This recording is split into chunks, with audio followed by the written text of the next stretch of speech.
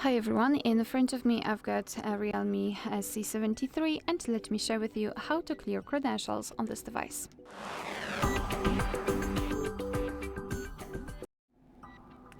So let's begin with opening the settings, and here in this list we have to scroll and find security and privacy.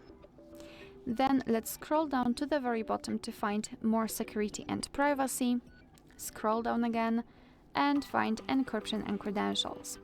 Now let's tap on this option, clear credentials, and confirm it with OK. Not only we've got this information, but also this option is inactive, which means that we just successfully removed all saved certificates. Alright, so that will be all. Thank you so much for watching. Please hit the subscribe button and leave the thumbs up.